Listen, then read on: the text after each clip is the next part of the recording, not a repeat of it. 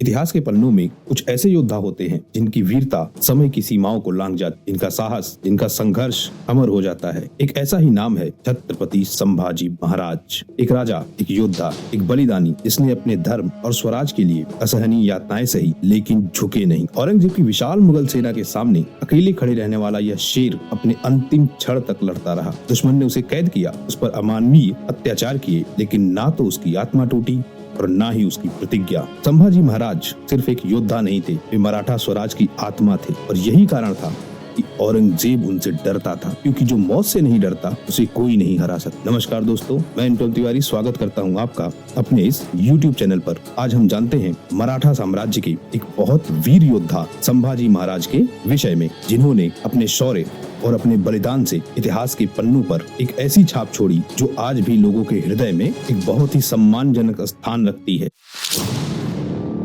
संभाजी महाराज शिवाजी महाराज के उत्तराधिकारी थे। बीजापुर और गोलकुंडा जैसे शासकों को हिंदुस्तान से समाप्त करने में संभाजी राजे की प्रमुख भूमिका रही। संभाजी राजे अपनी वीरता और विद्वता के लिए प्रसिद्ध थे। मात्र 14 साल की आयु में हिंदू शास्त्रों तथा संस्कृत और मराठी भाषाओं में उनकी अच्छी पकड़ थी। इसके साथ ही वह उत्कृष्ट साहित्य सर्जन भी थे। लेकिन सबसे ज्यादा जिस चीज के लिए वह फेमस है वह है मुगल राजा औरंगजेब के साथ उनका हुआ संघर्ष, और उस संघर्ष में उनके द्वारा किए गए कृत्य जो इतिहास में उनको महान बना देते हैं। संभाजी महाराज ने अपने जीवन काल में 210 युद्ध किए और इनमें से एक भी युद्ध वह हारे नहीं थे। उनका पराक्रम ऐसा था कि औरंगजेब परेशान हो चुका था और परेशान होकर उसने कसम खाई थी, जब तक वह संभाजी को नहीं पकड़ेगा तब तक अपने सर पर ताज नहीं रखेगा। 11 मार्च 1689 को औरंगजेब ने छत्रपति संभाजी महाराज की बड़ी क्रूरता से हत्या कर दी थी। आइए जानते हैं पूरी कहानी को शुरू से।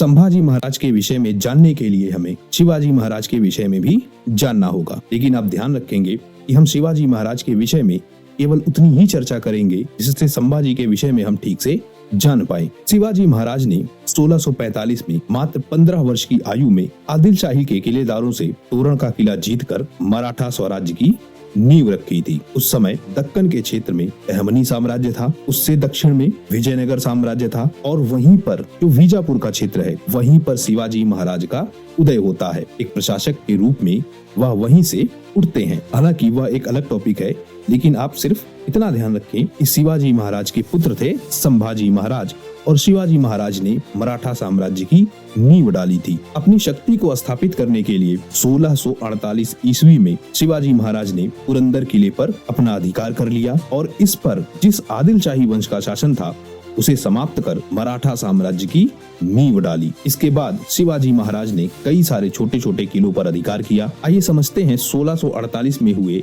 इस हमले को कि कैसे शिवाजी महाराज ने पुरंदर के किले पर अधिकार किया।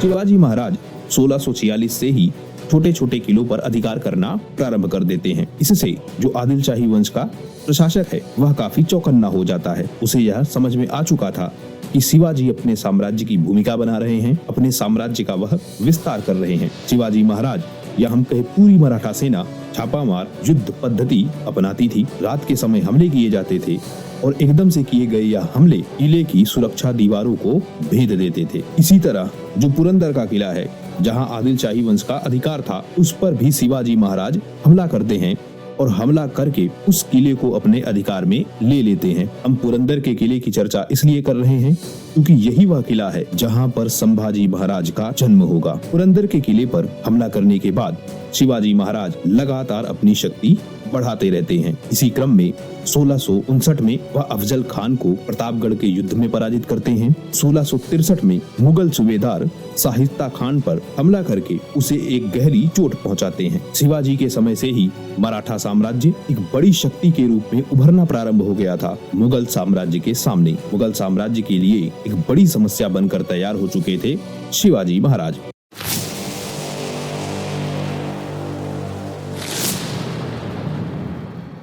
इन सब के बीच ही पुरंदर के किले में 14 मई 1657 को संभाजी महाराज का जन्म होता है। संभाजी महाराज शिवाजी की पहली पत्नी सईबाई के पुत्र थे, लेकिन जब संभाजी महाराज केवल 2.5 वर्ष के थे तभी उनकी माता का निधन हो गया। माता की मृत्यु के बाद संभाजी महाराज का पालन पोषण उनकी दादी जीजाबाई ने किया। संभाजी राजे न केवल अपने दादी के करीब थे, बल्कि वे अपने दादा शाहजी महाराज के भी काफी करीब थे। जीजाबाई ने अपने पुत्र शिवाजी की ही तरह अपने पोते संभाजी में भी राष्ट्र प्रेम, धर्म प्रेम, हिंदवी स्वराज, देश धर्म, आदर्श, नैतिक जीवन के मूल्यों को स्थापित किया। वह संभाजी से कहती थी, तू केवल राजकुमार नहीं है, हिंदवी स्वराज की आत्मा है। ऐसा स्वराज शिवा के संकल्प से जन्मा, वैसे ही अब तुझे इसे सजोना और बढ़ाना है। शिवाजी महाराज को ही शिवा के नाम से भी पुकारा जाता था। वह कहती थी, तू यह याद रख, यह भूमि कोई साधारण धरा नहीं है, यह माँ तुल्य है। इसे कोई भी परधर्मी, कोई भी अत्याचारी, कोई भी मुगल झुका नहीं सकता है। शिवा ने इसे सींचा है और अब तुझे इसे और अजय बनाना होगा। तुझमें शिवा की ही छवि है शंभू, हिंदवी स्वराज की मशाल अब तेरे हाथों में है, इसे कभी बुझने मत देना। ऐसे नैतिक मूल्यों के साथ संभाजी महाराज का पालन पोषण होता है। संभाजी महाराज न केवल नीति शास्त्र के, न केवल देश प्रेम के शिक्षाओं को ग्रहण कर रहे थे, बल्कि उसके साथ साथ वह गणित, तर्कशास्त्र, भूगोल, इतिहास, पुराण, रामायण, व्याकरण, इन सब का ज्ञान भी अर्जित कर रहे थे और यह ज्ञान उन्हें काशीराम शास्त्री प्रदान कर रहे थे। इसके साथ ही शिवाजी महाराज उन्हें युद्ध कौशल और शारीरिक प्रशिक्षण भी दे रहे थे। मतलब संभाजी महाराज का चतुर्मुख विकास हो रहा था। संभाजी महाराज बचपन से ही एक तीक्ष्ण बुद्धि के बालक थे। मात्र 14 वर्ष की आयु में ही इन्होंने उद्भूषण, नखशिख, नायिका भेद और 7 सातक जैसे अद्भुत ग्रंथ रचे। ये ग्रंथ इतने महान है कि इनके विषय में कहा जाता है कि कोई तपस्वी ऋषि ही ऐसे ग्रंथों की रचना कर सकता है। संभाजी महाराज के विषय में कहा जाने लगा कि उनके शास्त्र ज्ञान में सरस्वती का वास है और उनके पुरुषार्थ में परशुराम का आशीर्वाद। शिवाजी महाराज के सबसे बड़े पुत्र होने के नाते संभाजी अपने पिता द्वारा हिंदवी स्वराज के निर्माण के लिए किए गए प्रयासों को देखते हुए बड़े हुए थे। इन्हीं प्रयासों में हम देखते हैं सूरत का अभियान। 1664 में यह अभियान हुआ और यह अभियान मराठा साम्राज्य की व्यवस्थाओं के लिए बड़े परिवर्तन के रूप में साबित हुआ। 1664 में शिवाजी महाराज ने मुगलों के सबसे धनी व्यापारिक केंद्र सूरत पर आक्रमण कर दिया। इस हमले में मराठों ने मुगलों की अपार संपत्ति लूट ली, सूरत की अर्थव्यवस्था को बुरी तरह से प्रभावित किया। यह हमला औरंगजेब के लिए एक बड़ा झटका था, क्योंकि उसकी आर्थिक शक्ति को बड़ा नुकसान हुआ था, लेकिन सबसे ज्यादा नुकसान उसकी प्रतिष्ठा को हुआ था। इस घटना के बाद औरंगजेब ने शिवाजी को खत्म करने के लिए एक बहुत बड़े सैन्य अभियान की योजना बनाई। 1665 में सूरत हमले के बाद औरंगजेब ने शिवाजी को पराजित करने के लिए अपने सबसे अनुभवी सेनापति मिर्जा राजा जयसिंह और दिलेर खान को एक बहुत बड़ी सेना के साथ दक्षिण भारत में भेजा। जयसिंह के साथ लगभग 1.5 लाख मुगल सैनिकों की एक बड़ी सेना थी और उसे लेकर वह मराठा साम्राज्य पर आक्रमण करते हैं। इस सेना के पास तोपखाने, घुड़सवार सेना, युद्ध के अनुभव और बहुत बड़ी संख्या में संसाधन थे। इसकी तुलना में जो मराठा साम्राज्य था उसकी शक्ति और संसाधन सीमित थे। मुगलों ने मराठों के किलों पर हमला करना शुरू कर दिया। धीरे धीरे करके कई महत्वपूर्ण किलों को मुगलों ने जीत लिया। उसके बाद पुरंदर किले की घेराबंदी की जाती है। मिर्जा राजा जयसिंह और दिलेर खान ने पुरंदर के किले को घेर लिया। यह किला रणनीतिक रूप से बहुत महत्वपूर्ण था, क्योंकि यह पुणे और आसपास के क्षेत्रों में सुरक्षा का प्रमुख केंद्र था। किले की जिम्मेदारी उस समय मुरारबाजी देशपांडे के नेतृत्व में थी। मुगलों ने लगातार तोपों से गोले बरसाए और धीरे धीरे किले की दीवारें कमजोर होने लगी। मुरारजी देशपांडे ने मुगलों का डटकर मुकाबला किया। बहुत बहादुरी से लड़ते हुए अंततः वह वीर गति को प्राप्त हो गए। उनकी मृत्यु के बाद मराठा सेना भारी दबाव में आ गई। शिवाजी महाराज अब तक यह समझ चुके थे कि अगर यह युद्ध जारी रहा तो मराठा साम्राज्य को भारी नुकसान उठाना होगा। इसलिए शिवाजी ने तय किया युद्ध की जगह समझौता किया जाए, क्योंकि अगर वह युद्ध जारी रखते हैं तो मुगलों की विशाल सेना मराठा साम्राज्य को समाप्त कर देगी। लेकिन अगर उन्होंने संधि कर ली तो भविष्य में फिर से वह अपनी सेना को संगठित करके मुगलों पर हमला कर सकते थे। इसी विचार के साथ 11 जून 1665 को शिवाजी महाराज और मिर्जा राजा जयसिंह के बीच पुरंदर की संधि होती है। इस संधि की कुछ शर्तें थी। शिवाजी महाराज को 23 किले और 4 लाख ऊँट की आय मुगलों को सौंपनी थी। अब शिवाजी महाराज के पास केवल 12 किले रहेंगे, यह भी संधि में तय हुआ। लेकिन फिर भी शिवाजी महाराज ने औरंगजेब की अधीनता स्वीकार नहीं की। उन्होंने जय सिंह से मित्रता की शर्तों पर यह संधि की थी। संधि की शर्तों में एक बात और थी, संभाजी महाराज को एक मनसबदारी दी जाएगी और वह मुगल सेना में एक कमांडर के रूप में काम करते रहेंगे। पुरंदर की संधि के तहत मिर्जा राजा जय सिंह ने शिवाजी को आगरा जाकर औरंगजेब के दरबार में शामिल होने के लिए राजी किया। मई 1666 में शिवाजी महाराज अपने पुत्र संभाजी महाराज के साथ आगरा पहुंचे, लेकिन दरबार में उनके साथ बहुत अपमानजनक व्यवहार किया गया। औरंगजेब ने उन्हें राजाओं के स्थान पर छोटे उमरावों के साथ खड़ा कर दिया। इससे शिवाजी अत्यधिक क्रोधित हुए। उन्होंने दरबार में ही विरोध कर दिया। औरंगजेब इससे बहुत नाराज हुआ और उसने शिवाजी और संभाजी को बंदी बना लिया। इस कठिन परिस्थिति में भी शिवाजी महाराज ने अपना धैर्य बनाए रखा और यह तैयारी करने लगे कि किस तरह से इस कैद से छूटा जा सकता है। इसके लिए उन्होंने एक बहुत ही अच्छी योजना बनाई। औरंगजेब ने दरअसल शिवाजी महाराज को कैद करके आगरा में रखा था, लेकिन शिवाजी महाराज को समाप्त नहीं किया था। अब आपके मन में एक प्रश्न हो सकता है कि अगर औरंगजेब ने शिवाजी महाराज को कैद कर लिया था तो वह उसे मार भी तो सकते थे, और अगर उन्हें मार देते तो जो उनका लक्ष्य था, क्योंकि शिवाजी और संभाजी दोनों कैद में थे, वह अपने लक्ष्य को पूरा कर सकते थे और मराठा साम्राज्य को लगभग समाप्त कर सकते थे। फिर औरंगजेब ने ऐसा क्यों नहीं किया? इसका जवाब हमें उस समय की परिस्थितियों में मिलता है।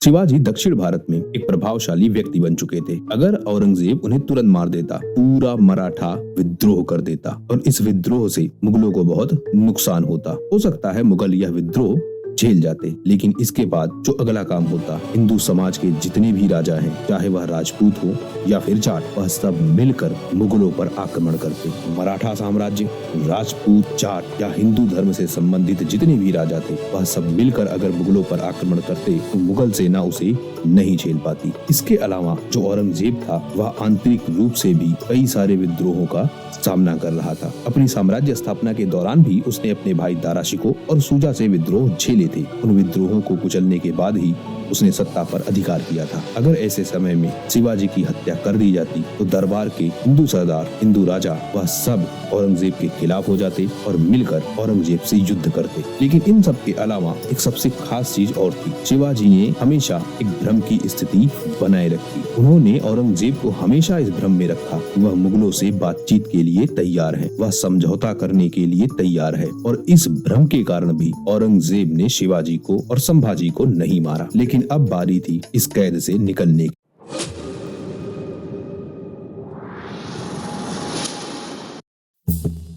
शिवाजी ने योजना बनानी शुरू कर दी। शिवाजी ने बीमारी का बहाना बनाया और यह कहा कि भिक्षुओं और संतों को वह मिठाई बांटने की अनुमति चाहते हैं, यानी दान करना चाहते हैं शिवाजी। औरंगजेब ने यह बात मान ली और तय शर्त के अनुसार प्रतिदिन टोकरियों में भरकर मिठाइयाँ भेजी जाती। जब यह मिठाइयाँ जाती थी तो मुगल सेना के लोग इसे चेक करते थे, लेकिन उन्हें सिवाय मिठाइयों के कुछ नहीं मिलता था। धीरे धीरे यह क्रम चलता रहा और इसी क्रम में मुगल सेना के लोग भी बेपरवाह हो गए। उन्होंने टोकरियों को चेक करना बंद कर दिया। इसी बीच 13 अगस्त 1666 को शिवाजी महाराज और उनके पुत्र संभाजी एक टोकरी में बैठकर आगरा के किले से भाग निकले। किले से निकलते ही उन्होंने भेष बदला। भेष बदलकर वह आगरा से दूर हो गए। जब यह बात औरंगजेब को पता लगी तो उसके पैरों के नीचे से जमीन खिसक गई। उसने तुरंत आदेश दिया कि किसी भी तरह से संभाजी को और शिवाजी को पकड़ा जाए। मुगल सेना को आगरा के किले के चारों तरफ दौड़ा दिया गया। शिवाजी यह बात भी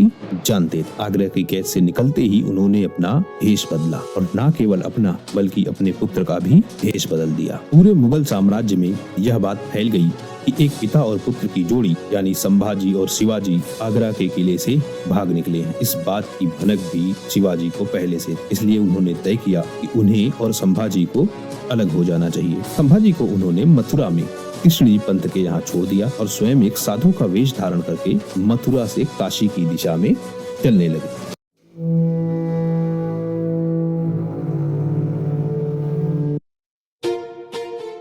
कृष्णजी पंत के साथ रहते हुए संभाजी ने अपने व्यक्तित्व को और निखारा। उन्होंने पंत जी से कूटनीति सीखी, रणनीति सीखी, युद्ध के मैदानों में योजनाएं बनानी सीखी। उन्होंने यह समझ लिया कि युद्ध केवल वीरता से नहीं बल्कि योजनाबद्ध तरीके से जीता जाता है। पंत द्वारा दी गई यह सीखें भविष्य में उनके बहुत काम आई।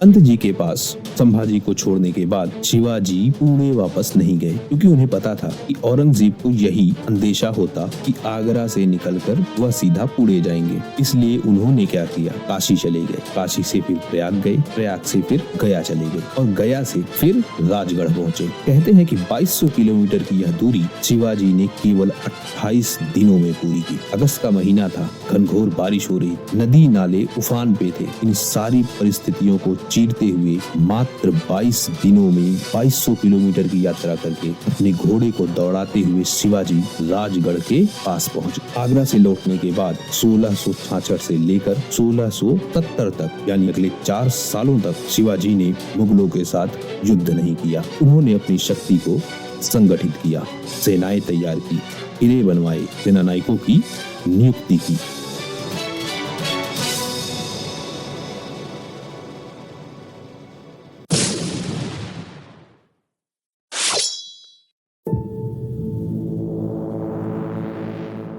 आगरा के किले से भागने के 3 सालों के बाद यानी लगभग 1668 में औरंगजेब को यह लगने लगा कि अब शिवाजी दोबारा हमला नहीं करेंगे।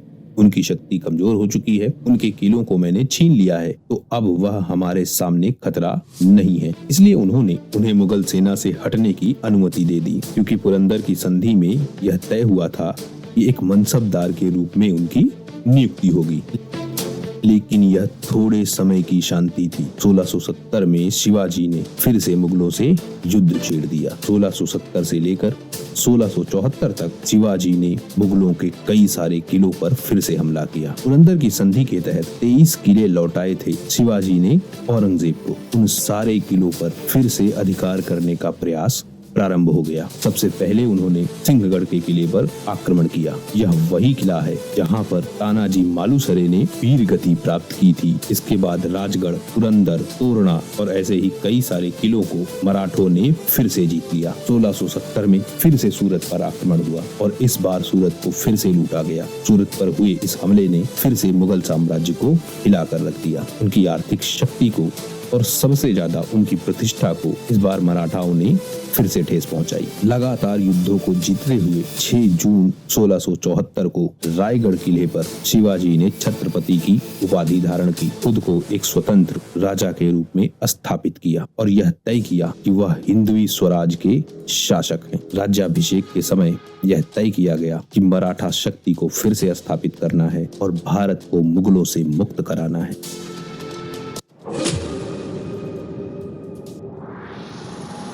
1670 से 74 के बीच जब शिवाजी महाराज मुगलों से युद्ध लड़ रहे थे, अपनी व्यवस्था को फिर से स्थापित कर रहे थे, उस समय संभाजी भी सक्रिय भूमिका में थे। संभाजी ने भी कई सारे युद्धों में भाग लिया और मराठा सेना का नेतृत्व किया। अब संभाजी एक योद्धा की भांति मैदान में उतर चुके थे और अब इतिहास के वो पन्ने लिखे जाने थे जिसकी छाप हमें आज तक दिखती है। संभाजी महाराज ने अपना पहला युद्ध 1672 में लड़ा। उस समय उनकी आयु केवल 15 साल की। 15 साल की उम्र में भी जो प्रतिभा उन्होंने दिखाई वह अपने आप में अद्वितीय थी। उन्होंने पन्हाला के किले पर और कोंकण क्षेत्र में मुगलों के खिलाफ और आदिल शाही वंश के खिलाफ युद्ध छेड़ दिया। शिवाजी महाराज उत्तर भारत में व्यस्त थे। अपनी शक्ति का विस्तार वह उत्तर भारत में कर रहे थे। इसका लाभ उठाकर आदिल शाही वंश के लोगों ने मराठा साम्राज्य पर हमला कर दिया, लेकिन इस बार हमले का जवाब देने के लिए संभाजी तैयार खड़े थे। संभाजी ने इस आक्रमण को नाकाम करने की जिम्मेदारी ली। युद्ध में उन्होंने वह क्षमता दिखाई जो एक मराठा से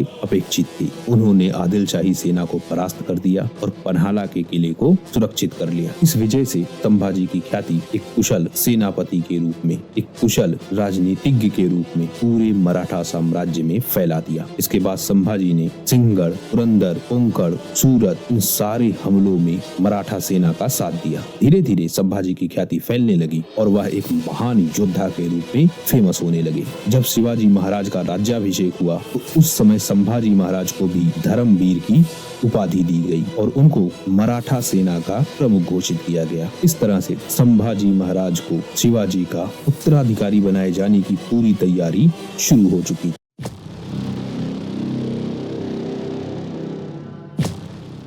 लेकिन जब अप्रैल 1680 में शिवाजी का निधन हुआ तो उत्तराधिकार को लेकर मराठा साम्राज्य में विवाद शुरू हो गए। शिवाजी महाराज की एक दूसरी पत्नी थी सोयराबाई। वह चाहती थी कि उनका पुत्र राजा राम मराठा साम्राज्य का अगला छत्रपति बने। इसके लिए उन्होंने साजिशें रची, दरबार से बहुत सारे लोगों को अपनी तरफ मिला लिया और यह योजना बनाई कि किसी तरीके से संभाजी महाराज को हटा दिया जाए। इस योजना के तहत संभाजी को कैद करना था और कैद करने के बाद राजा राम को राजा घोषित करना था। लेकिन संभाजी को पहले ही इस साजिश का पता लग गया। वह तुरंत पन्हाला किले की ओर चले गए। वैसे तो शिवाजी महाराज के समय ही संभाजी उत्तराधिकारी के रूप में लगभग घोषित हो चुके थे, लेकिन इस षड्यंत्र से अब उन्हें यह साबित करना था कि वास्तव में वह एक योग्य उत्तराधिकारी है। इसे करने के लिए उन्होंने सबसे पहले पन्हाला किले पर अधिकार किया। यह उनकी रणनीतिक ताकत को सिद्ध करता है। उसके बाद उन्होंने रायगढ़ किले पर अधिकार किया। रायगढ़ का किला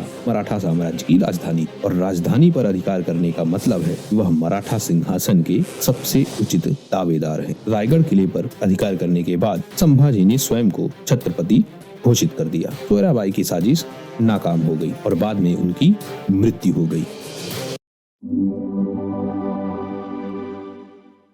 इस मृत्यु पर कई सारे विवाद भी हैं। कुछ इतिहासकार कहते हैं कि यह मृत्यु संभाजी द्वारा दिया गया दंड था। जैसे ग्रांड डफ, जगन्नाथ सरकार, गोविंद, सखाराम, सरदेसाई ये सब मानते थे कि परिस्थिति ऐसी बन चुकी थी कि संभाजी को सोयराबाई को मृत्यु दंड देना पड़ा। लेकिन कुछ इतिहासकार ऐसे भी हैं जो कहते हैं कि इस बात के कोई प्रमाण नहीं है कि संभाजी ने ही सोयराबाई को मृत्यु दंड दिया था। इसी तरह से के.एन. नीलकंठ शास्त्री कहते हैं कि हमारे पास कोई प्रमाण नहीं है और गोविंद पानसरे तो यहाँ तक कहते हैं कि संभाजी के शासन के खिलाफ मुगल और अन्य विरोधी शक्तियों ने गलत प्रचार प्रसार किया और वह यह भी कहते हैं कि जो सोयराबाई की हत्या की कहानी है वह कहानी केवल इसलिए गढ़ी गई ताकि संभाजी को एक क्रूर योद्धा के रूप में दिखाया जा सके। बहरहाल जो भी हुआ हो, सोयराबाई की मृत्यु हो गई।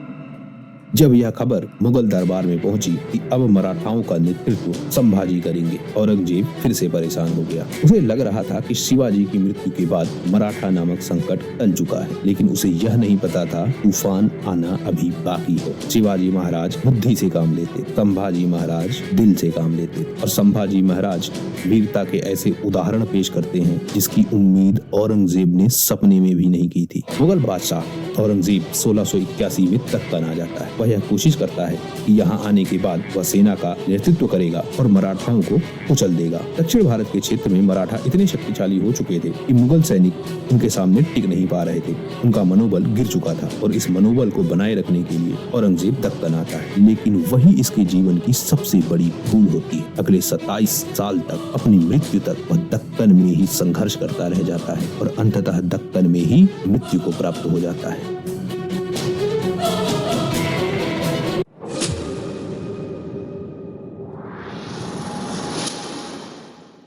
संभाजी महाराज ने जब 1681 में गद्दी संभाली तो गद्दी संभालते ही उन्होंने 2 उपाधियां धारण की।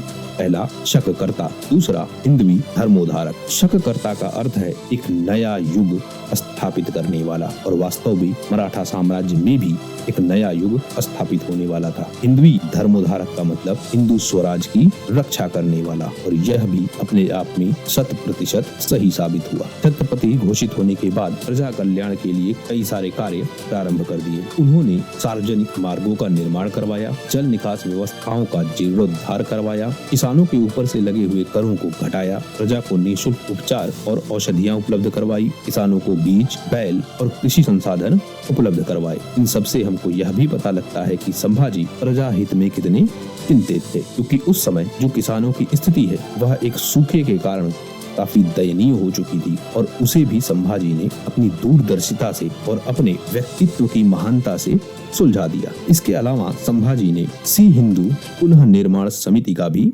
निर्माण किया। इसके विषय में एक घटनाक्रम हमको मिलता है। कहते हैं हरसूल गांव के कुलकर्णी नामक एक ब्राह्मण को मुगलों ने जबरन मुसलमान बना दिया था। उसकी इच्छा थी कि वह फिर से हिंदू धर्म में शामिल हो जाए, लेकिन गांव के जो ब्राह्मण हैं उन्हें इस बात की कोई चिंता नहीं थी। अंत में कुलकर्णी ने संभाजी से मुलाकात की, उन्हें अपनी व्यथा के बारे में बताया, अपनी परिस्थितियों के बारे में अवगत कराया। संभाजी ने तुरंत उसके पुनर्परिवर्तन समारोह की व्यवस्था की और उन्हें फिर से हिंदू बना दिया। आपको यह भी ध्यान रखना होगा कि हिंदू धर्म में फिर से शामिल होने के लिए कुछ धार्मिक अनुष्ठानों को भी करना पड़ता था और उन धार्मिक अनुष्ठानों में होने वाला खर्च हर किसी के पास नहीं होता था। तो इस समस्या का भी समाधान संभाजी ने निकाला। सी हिंदू पुनः निर्माण समिति यही काम करने लगी। उन्होंने यह पता लगाया कि ऐसे कितने लोग हैं जिनको मुगलों ने या फिर इस्लामी शासकों ने जबरदस्ती मुस्लिम बना दिया है और वह लोग हिंदू धर्म में वापस आना चाहते हैं। यह संस्था यही काम करती थी। इससे बहुत सारे हिंदू जिनको जबरन मुस्लिम बनाया गया था और वह वापस हिंदू धर्म में शामिल होना चाहते थे, उन सब का हिंदू धर्म में फिर से परिवर्तन कराया गया। इस सब के बाद संभाजी छत्रपति के रूप में पहला बड़ा आक्रमण करते हैं।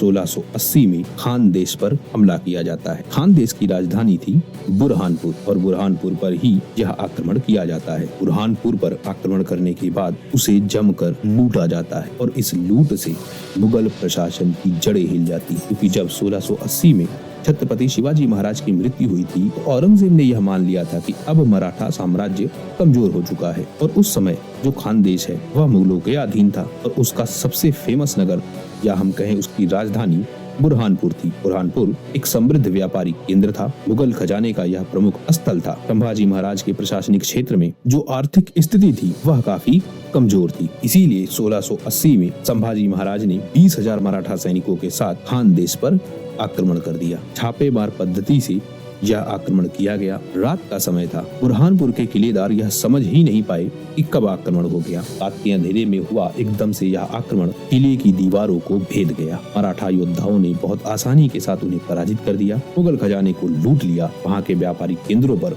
वहाँ के बाजारों पर संभाजी की सेना ने अधिकार कर लिया। पूरे खानदेश को तहस नहस कर दिया गया और यह अब औरंगजेब के लिए एक बहुत बड़ा झटका था, क्योंकि इससे पहले मराठा अपनी क्षेत्रों की रक्षा करने के लिए युद्ध लड़ते थे, लेकिन इस बार आक्रमण मराठों ने किया था। संभाजी ने यह कड़ा संदेश दे दिया, अब मराठा केवल अपनी रक्षा ही नहीं करेंगे बल्कि आक्रमण करके मुगलों के क्षेत्रों को भी छीन लेंगे। इस युद्ध से मराठा शक्ति फिर से स्थापित हो गई। उसका प्रभाव फिर से दिखने लगा। युद्ध से मराठा साम्राज्य को भारी मात्रा में धन मिला, घोड़े मिले, हाथी मिले, सोना चांदी मिले और बहुत बड़ी संख्या में हथियार भी मिले। इससे जो मराठा साम्राज्य है उसकी आर्थिक स्थिति फिर से मजबूत हो गई। इसके बाद संभाजी ने मैसूर पर आक्रमण किया। मैसूर दक्षिण भारत का एक समृद्ध और शक्तिशाली राज्य था। व्यापारिक गतिविधियों और संसाधनों से यह भरा पूरा क्षेत्र था। भौगोलिक रूप से भी यह बहुत इम्पोर्टेंट था, क्योंकि मराठा साम्राज्य और दक्षिण भारत के अन्य राज्यों के बीच यह एक महत्वपूर्ण कड़ी थी। अगर मैसूर को जीता जाता तो मराठों की स्थिति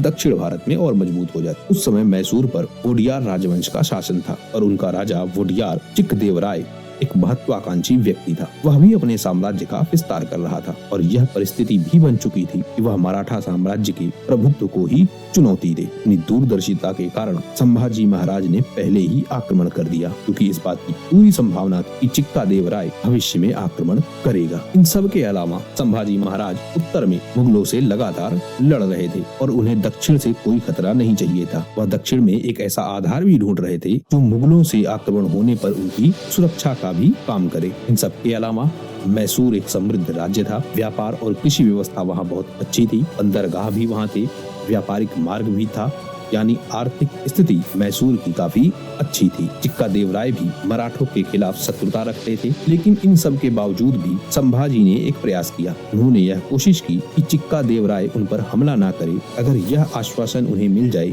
तो वह चिक्कादेवराय पर हमला नहीं करेंगे।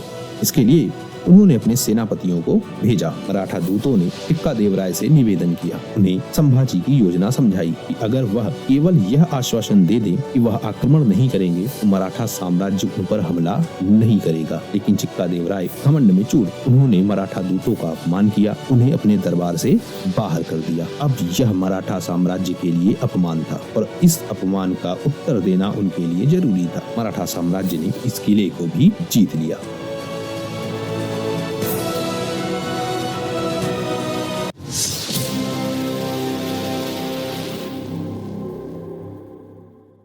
सत्रहवीं शताब्दी का काल आते आते हम देखते हैं कि तीन बड़ी शक्तियां ही भारत में हमें दिखती है। एक मुगल साम्राज्य जो औरंगजेब के कंट्रोल में था, दूसरा मराठा साम्राज्य जो संभाजी के कंट्रोल में था, और एक तीसरी बड़ी शक्ति भी उभर रही, पुर्तगाली। पुर्तगालियों ने गोवा पर, दमन पर और दीव पर अपना शासन स्थापित कर लिया था। पुर्तगाली बड़ी मात्रा में अपने क्षेत्र से धर्मांतरण भी करवा रहे थे।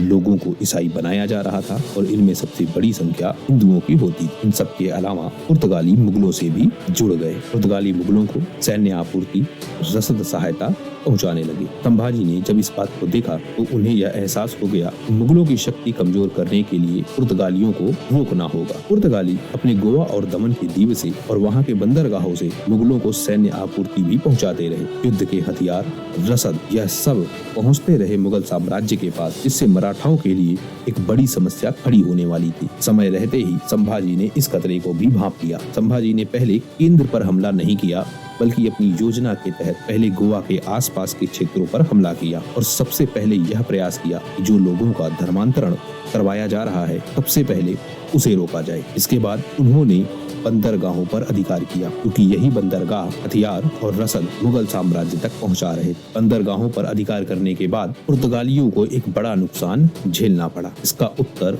पुर्तगालियों ने भी दिया अपनी नौसेना की शक्ति से। पुर्तगालियों ने मराठा जहाजों को लूटना शुरू कर दिया, लेकिन उन्हें क्या पता था कि भारत में नौसेना के जनक शिवाजी महाराज ने पहले से ही यह तैयारी शुरू कर दी। मराठा साम्राज्य ने संभाजी के नेतृत्व में पुर्तगालियों पर हमला कर दिया। पुर्तगालियों ने गोवा में, दमन में और दीव में कई सारे किले बनाए थे। संभाजी ने अब इन किलों पर हमला किया। इन किलों पर हमला करने के बाद पुर्तगालियों की सैन्य शक्ति कमजोर हो गई। 1683 में पुर्तगालियों पर संभाजी ने एक बहुत बड़ा हमला किया। उनके किलों को नष्ट कर दिया, उनकी सेना को पराजित कर दिया, उनके खजानों पर, उनके हथियारों पर अधिकार कर लिया। पुर्तगाली जनरल और अधिकारियों को मृत्यु दंड दिया गया। मुगलों की रही सही उम्मीद भी टूट गई। अब मुगल पूरी तरह से असहाय महसूस करने लगे। संभाजी हर तरफ से उनको घेरते जा रहे। कहते हैं कि 120 युद्ध लड़े थे संभाजी ने, और सबसे खास बात यह कि 120 में से 120 युद्ध संभाजी ने जीते थे। संभाजी की कहानी केवल एक राजा की कहानी नहीं है, यह एक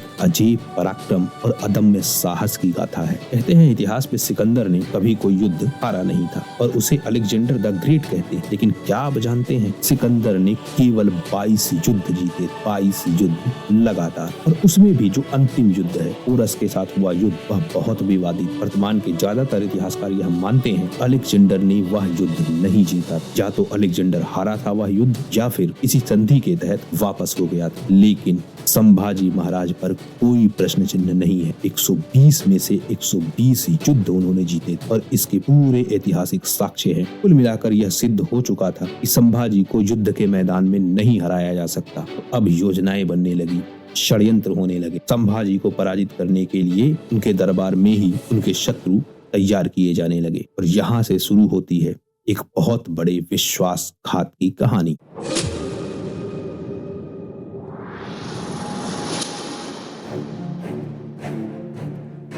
हम देखते हैं कि जब शिवाजी की मृत्यु हुई थी उसी समय दरबार में गुटबाजी प्रारंभ हो चुकी थी। कई सरदार पहले से ही यह चाहते थे कि संभाजी छत्रपति ना बने, खासकर कि वे सरदार जो सोयराबाई और राजा राम के गुट से थे। संभाजी महाराज की नीतियां कड़ी होती थी, वे गलत कार्यों पर किसी तरह से समझौता नहीं करते थे। इसलिए समय बीतने के साथ कई और सरदार भी उनके खिलाफ होते रहे। इन्हीं सरदारों में एक था गनोजी। गनोजी एक महत्वाकांक्षी व्यक्ति था और वह मराठा साम्राज्य से ऊपर स्वयं का विकास देखता था। उसकी इच्छाएं बहुत ज्यादा थी। संभाजी महाराज अभी तक मुगलों की बहुत बड़ी शक्ति को कमजोर कर चुके थे और अब उनका लक्ष्य था पूर्ण हिंद स्वराज, यानी पूरे भारत में हिंद स्वराज की स्थापना की जाए। और उसके लिए जरूरी था कि मुगल साम्राज्य को भारत से हटाया जाए। लेकिन यह काम इतना आसान था नहीं। इसके लिए संभाजी ने योजना बनानी तैयार की और इसी योजना को असल रूप देने के लिए संगमेश्वर में एक गुप्त बैठक बुलाई गई। इस बैठक में संभाजी की मित्र शक्तियां और उनके कुछ सेना नायक शामिल हुए। बैठक को गुप्त रखा जाए इसलिए सैनिकों की बड़ी संख्या नहीं रखी गई। मात्र 200 सैनिक संभाजी के साथ। घनोजी सिरके संभाजी महाराज का बहनोई था, लेकिन महत्वाकांक्षी था, एक स्वार्थी व्यक्ति था। जब संभाजी छत्रपति बने थे उसे यह उम्मीद थी कि वह उसे वतनदारी और जहांगीरी देंगे, यानी किसी क्षेत्र पर उसे स्वामित्व देंगे और राजस्व का भी अधिकार देंगे। लेकिन संभाजी की नीति स्पष्ट थी। वह कहते थे कि जो योग्य है वही असली हकदार है। वह किसी को भी केवल अपने रिश्तेदार होने के कारण अधिकार नहीं देंगे। घनोजी सिरके था तो संभाजी के साथ, लेकिन वह लगातार अवसर ढूंढ रहा था और यह अवसर दिया उसे मुगलों ने। मुगलों ने इससे कहा कि अगर वह यह बताए कि संभाजी कहाँ है और उस समय पर खास करके जब उनकी शक्ति सबसे कमजोर हो, जिससे उन्हें आसानी से धोखे से मारा जा सके, तो वह उसको एक बड़े मनसब को सौंप देंगे। घनोजी के मन में लालच जाग उठा। महत्वाकांक्षी वह पहले से था। उसे यह लगने लगा कि क्या पाया है उसने संभाजी के साथ होके। ना वतन मिला, ना वतनदारी मिली, ना जहांगीरी मिली। वह तो इसका रिश्तेदार था, इसने मुझे कुछ नहीं दिया। धर्मगल, वो तो कह रहे हैं कि मेरे साथ मिलो और हम तुम्हें मनसब देंगे। घनोजी की बात मुखर बकान से चल रही। बार बार उसको यह प्रस्ताव दिया जा रहा था। वह उससे कहते थे कि तुम्हें युद्ध तो लड़ना ही नहीं है, तुम्हें सिर्फ सूचना देनी है और सूचना देकर तुम हट जाना, बाकी काम हम करेंगे। उसे यह ठीक लगने लगा। उसे लगा उसे सूचना देनी है और सूचना देने के बाद उसे मनसब मिल जाएगा, तो जो उसकी इच्छा है वह पूरी हो जाएगी और वह धोखा कर बैठता है। संगमेश्वर में संभाजी एक गुप्त मार्ग से गए थे और यह गुप्त मार्ग केवल मराठों को ही पता था। इसीलिए संभाजी केवल 200 सैनिकों के साथ गए थे और उन्हें भी यह उम्मीद नहीं थी कि कोई अपना ही उनके साथ विश्वासघात कर देगा, खास करके उनका अपना बहनोई। मुगल सेना संगमेश्वर को चारों तरफ से घेर लेती। 20,000 सैनिकों की टुकड़ी पूरे एरिया को कवर कर ली। संभाजी महाराज के पास केवल 200 सैनिक थे। उन्हें यह पता लग चुका था 200 सैनिकों के साथ वह 20,000 की मुगल सेना के साथ युद्ध नहीं कर सकते, लेकिन फिर भी उन्होंने साहस नहीं छोड़ा। युद्ध प्रारंभ हुआ और इसी युद्ध में भी संभाजी ने वो क्षमता दिखाई जो मुगलों ने इससे पहले कभी नहीं देखी। लेकिन अंततः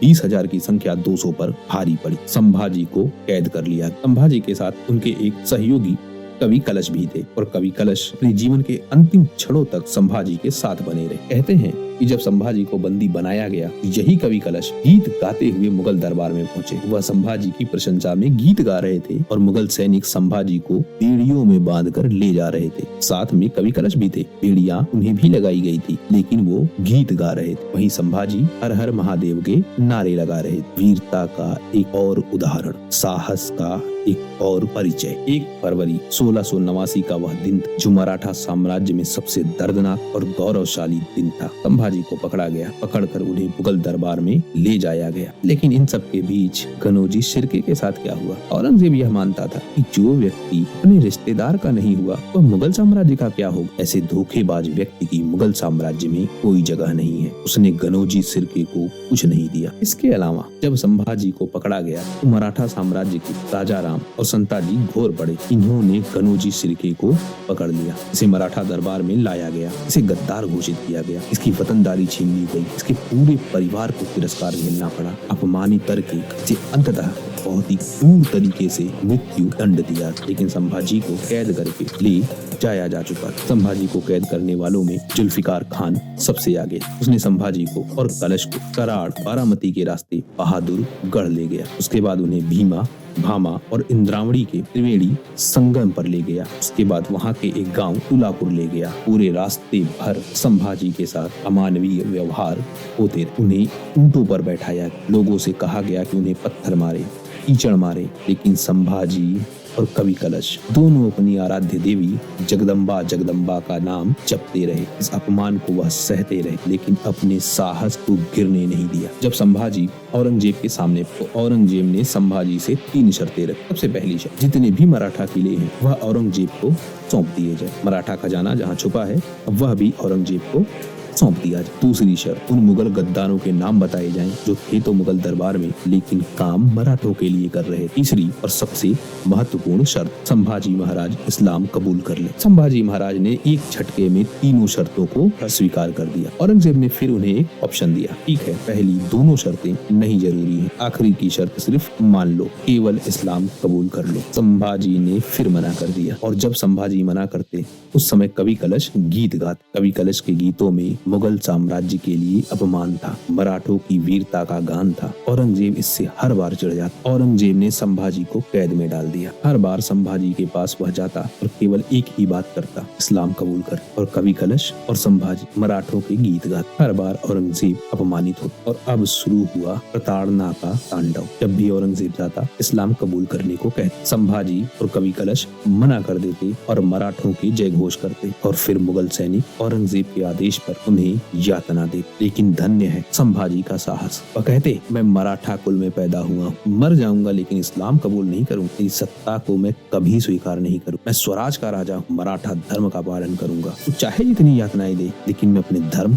और अपनी मातृभूमि के साथ कभी धोखा नहीं करूं। ये थे संभाजी महाराज और यह था उनका व्यक्तित्व। मुगल सैनिकों ने धीरे धीरे अपनी यातनाएं बढ़ानी शुरू कर दी। चिमटे से उनके नाखून उखाड़े गए, उनकी उंगलियां काटी गई, उनके पैर काट दिए गए, उनके हाथ काट दिए गए, बदन से चमड़ी उधेड़ दी गई। लेकिन फिर भी संभाजी नहीं झुका। औरंगजेब ने अपने पूरे जीवन में ऐसे किसी व्यक्तित्व का सामना नहीं किया। संभाजी का चरित्र ऐसा था कि उससे प्रभावित हुए बिना औरंगजेब भी नहीं रह पाया। औरंगजेब अपने दरबार में कहता है, काश संभाजी जैसा मेरा एक बेटा हो। हिंदुस्तान क्या, मैं तो पूरे संसार पर कब्जा कर लेता। ये पूरी दुनिया मेरे कदमों में होती अगर एक बेटा मेरा संभाजी जैसा। संभाजी पर अत्याचार होते रहे, कलश गीत गाते रहे, अत्याचार सहते। गुस्से में आकर एक दिन औरंगजेब ने संभाजी की जीभ कटवा दी। संभाजी फिर भी नहीं झुका। अंत में संभाजी का सर काट दिया गया। औरंगजेब की क्रूरता यहाँ तक नहीं रुकी। उसने संभाजी के कटे हुए सिर के भी 2 टुकड़े करवाए। संभाजी के पूरे शरीर को टुकड़ों में काटा गया। काटने के बाद भी उसकी क्रूरता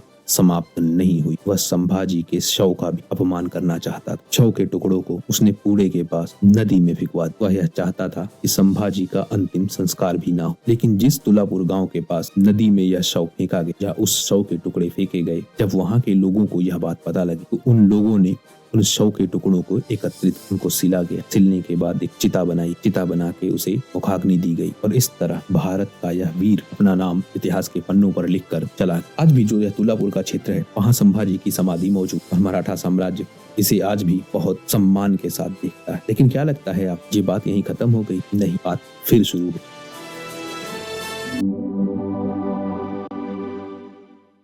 जब संभाजी की मृत्यु हुई और इस मृत्यु की खबर मराठा साम्राज्य में पहुंची तो पूरा मराठा साम्राज्य, एक वो लोग जो किसी भी तरह से मुगल साम्राज्य से जुड़ चुके थे, वह सब इस मौत की खबर के बाद एक हो गए। और औरंगजेब की सेना पर अब जो हमले हुए वह प्रतिशोध की वह ज्वाला थी जिसने मुगल साम्राज्य को जलाकर राख कर दिया। संभाजी की मृत्यु के बाद राजा राम सिंहासन पर बैठे। यह राजा राम वही है जो सोयराबाई के पुत्र थे। लेकिन मुगल सेना ने रायगढ़ को घेर लिया। राजा राम किले से भागकर कर्नाटक चले गए और वहीं से मराठा संघर्ष को जारी रखा। और अब यहाँ से शुरू हुआ मराठा साम्राज्य का गुरिल्ला कहर। मराठा सेनापति संताजी घोरपड़े, थानाजी जाधव पूरे दक्षिण भारत पर हमला करने लगे। और अब हमले गोरिल्ला युद्ध पद्धति से होते थे और इतनी आक्रामक होते थे कि मुगल सेना उसे झेल नहीं पाती। औरंगजेब को लगा था कि संभाजी को खत्म करने के बाद मराठा झुक जाएंगे, जैसा उसने सोचा था शिवाजी की मृत्यु के बाद। लेकिन फिर हुआ उसका उल्टा। मराठों ने प्रतिज्ञा ली कि वह मुगलों से बदला लेंगे। 1689 से लेकर 1707 तक, जब तक औरंगजेब मरा नहीं तब तक 18 साल लगातार मराठा मुगलों से लड़ते रहे। दिन प्रतिदिन मुगलों की शक्ति कमजोर होती रही। मुगलों का खजाना खाली, मुगलों की शक्ति कमजोर पड़ गई। औरंगजेब स्वयं अवसाद में चला गया और यही अवसाद उसकी मृत्यु का कारण बन गया। 1707 औरंगजेब की मृत्यु के साथ ही मुगल साम्राज्य का पताका धीरे धीरे नीचे होने लगा और अगले कुछ ही सालों मुगल साम्राज्य लगभग समाप्त हो गया। ना उसका प्रभाव बचा, ना उसकी शक्ति बची, ना उसका धन बचा और यह सब कुछ समाप्त किया मराठा साम्राज्य ने। औरंगजेब ने अपने जीवन के 50 साल सिर्फ युद्ध में बर्बाद कर दिए। मराठा उसको लगातार रोकते रहे और उसकी हर महत्वाकांक्षा को ठेस पहुंचाते रहे। अपनी मौत के कुछ समय पहले वह एक पत्र लिखता है। उसमें लिखता है, मैंने अपने जीवन में बहुत पाप किए, अब मैं नहीं जानता कि मेरा क्या होगा। मैं अपने कर्मों का दंड भुगत रहा। मरने के कुछ दिन पहले ही उसने अपने बेटों को भी पत्र लिखा। उसमें उसने कहा, मैं बहुत गलतियां कर चुका हूँ, मैं अपने साथ कुछ नहीं ले जा सकता, मुझे बहुत सादगी से ही दफनाया जाए। संभाजी महाराज मृत्यु को प्राप्त होने के बाद भी मराठा साम्राज्य में जीवित रहे और औरंगजेब जिंदा रहते हुए भी मर चुका। तो यह था इतिहास संभाजी महाराज का एक अमर बलिदान, एक स्वराज की इच्छा रखने वाले व्यक्ति का महान व्यक्तित्व। संभाजी महाराज केवल एक योद्धा, एक विचारधारा थे। उनका बलिदान सिर्फ इतिहास के पन्नों पर दर्ज नहीं है, बल्कि हिंद स्वराज बनाए जाने का जो स्वप्न है, जो यह मंत्र है, वह भारतीय समाज के हृदय में बस गया। मुगलों ने सोचा था कि एक मराठा को खत्म करके वो मराठा शक्ति को कुचल देंगे, लेकिन संभाजी महाराज की शहादत ने हर मराठा के रक्त में प्रतिशोध की ज्वाला जला दी। संभाजी महाराज मरे नहीं, वे मराठा तलवार की धार बन गए थे। हर सैनिक योद्धा का युद्ध घोष बन गए थे। हर स्वराज भक्त के हृदय की आग बन गए। यह बलिदान व्यर्थ नहीं गया। औरंगजेब का साम्राज्य ढह गया, मुगलों का सूरज अस्त हो गया। संभाजी का स्वराज तो आज भी जीवित, हर हिंदू के आत्मसम्मान में, हर भगवा ध्वज की लहर में और हर हर हर महादेव के जय घोष। इस प्रकार संभाजी महाराज ने अपने प्राण देकर भी अपने हिंदू धर्म स्वाभिमान की रक्षा। शिवाजी महाराज के हिंदवी स्वराज और हिंदू धर्म की अस्मिता की रक्षा करने के कारण ही छत्रपति संभाजी महाराज को धर्मवीर की उपाधि दी जाती है। तो यह था इतिहास भारत के उस महान शूरवीर। आशा करता हूँ इस वीडियो से भारत के इस महान योद्धा के बारे में मैं आप सब तक कुछ शब्दों के माध्यम से, एक सामान्य प्रस्तुति के माध्यम से संभाजी के व्यक्तित्व का एक हिस्सा आप तक पहुंचा सका। लेकिन फिर ध्यान रखिएगा, संभाजी का व्यक्तित्व वह नहीं जिन्हें शब्दों में पिरोया जा सकता। आप सबका बहुत बहुत धन्यवाद। जय स्वराज।